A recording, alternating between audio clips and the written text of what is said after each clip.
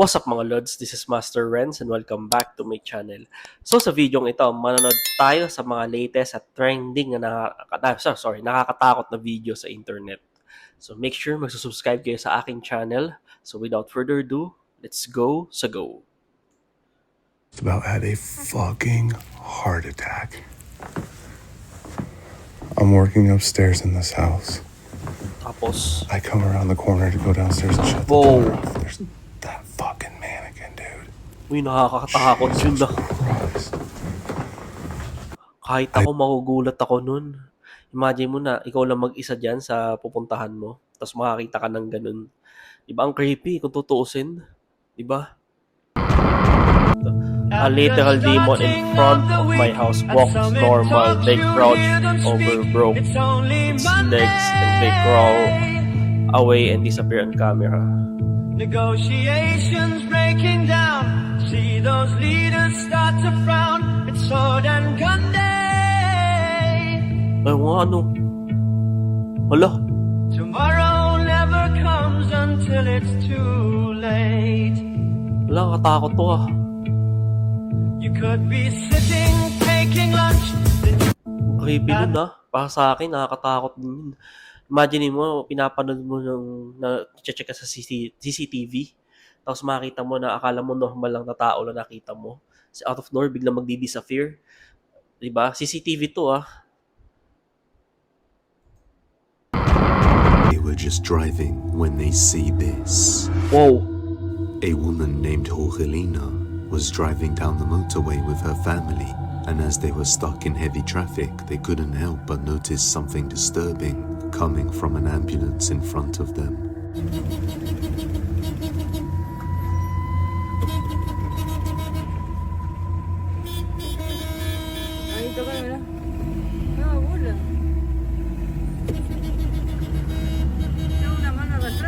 Hala, hindi siya aware.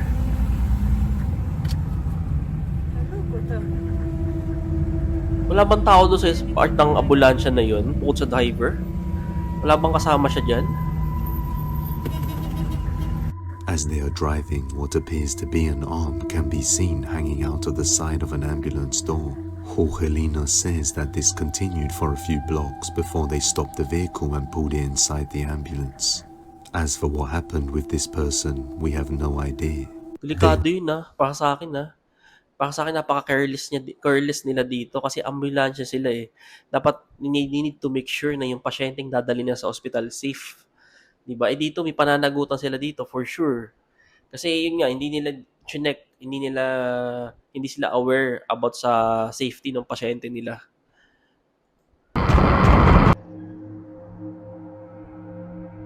Estas imágenes fueron grabadas en junio del 2016. Parang alam ko to. En el video podemos apreciar cómo una estatua de Jesús abre sus ojos mirando directamente a la cámara que lo enfoca.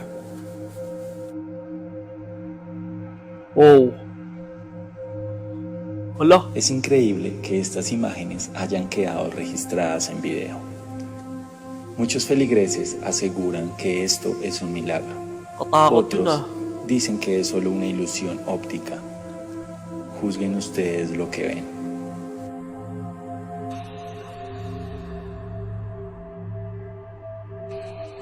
Oh. Creepy nito ah.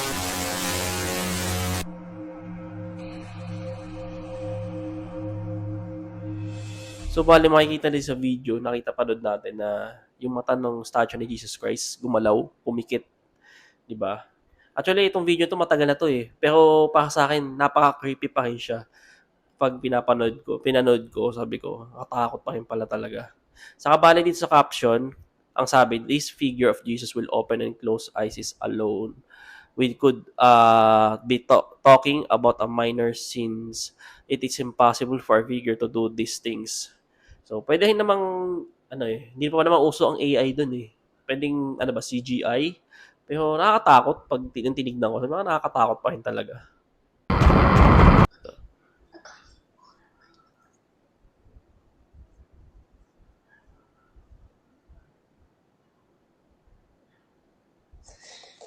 Oh.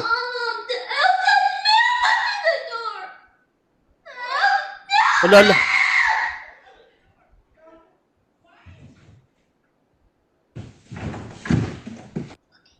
Oh, nakita.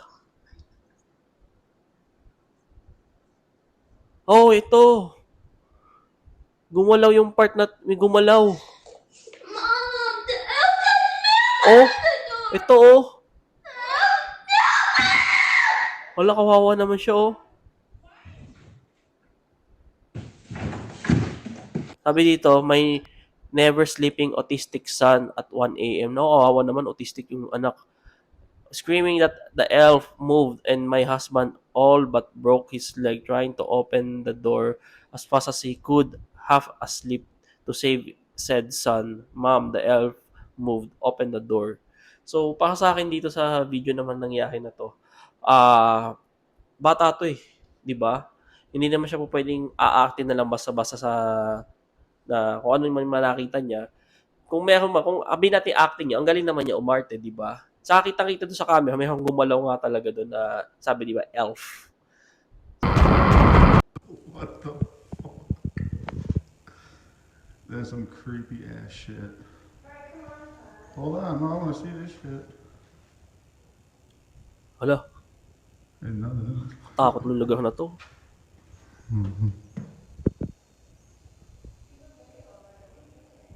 I am. Oh, What the fuck? so gumagalaw siya kanina, 'di ba? That's some creepy ass Eh shit. sa area to, napansin ko parang imposibleng mahangin sa lugar na 'yan. Kasi mukha siyang kulob oh. Ain't nothing. Nakatakot to ah. I am. Kung ako yun, tatakbo na ako dyan. Kasi, ewan ko imposible magkaroon ng pagalawin ng hangin yun.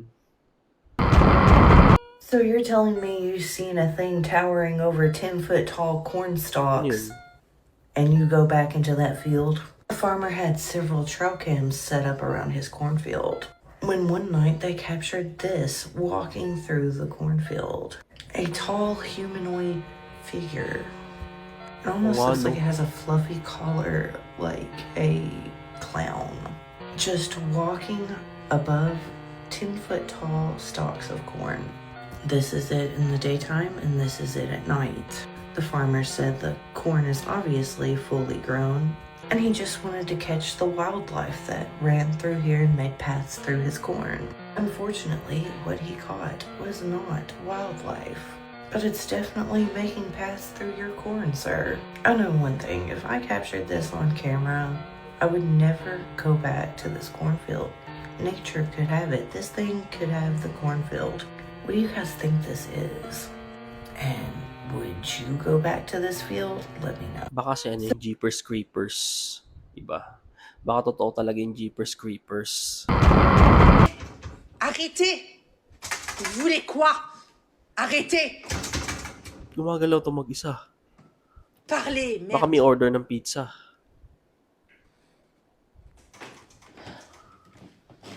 Je n'en peux plus. Je n'en peux plus. Baka pizza delivery. Bon allez, j'appelle les flics.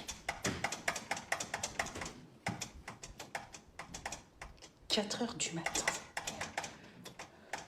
T'arrives. Elle est dans le noir. Elle est dans le noir. Putain. Je vais péter un câble. Je vais péter un câble.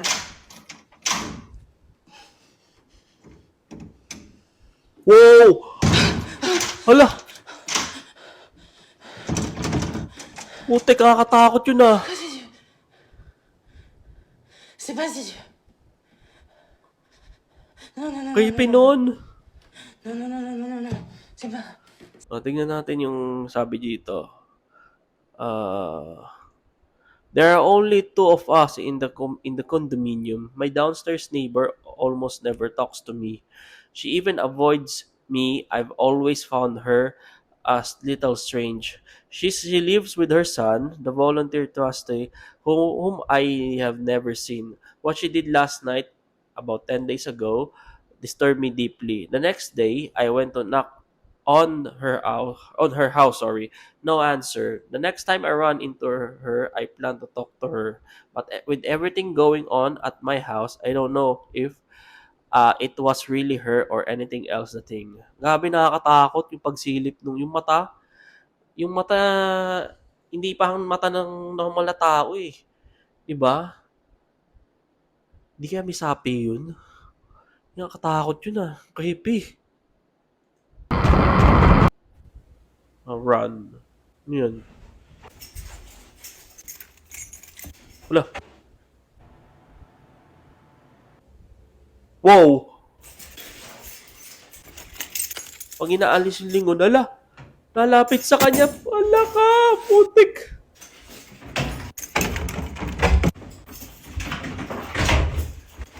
Ay! Takot yun Di ko kaya. Wala akong speechless ako doon. Speechless ako sa nakita ko. Takot. So this house. There's only a page dedicated to posting the creepiest video on the internet. Vacant house. On, but it wasn't blinking. See how the different lights are at different intervals. The kitchen light being on,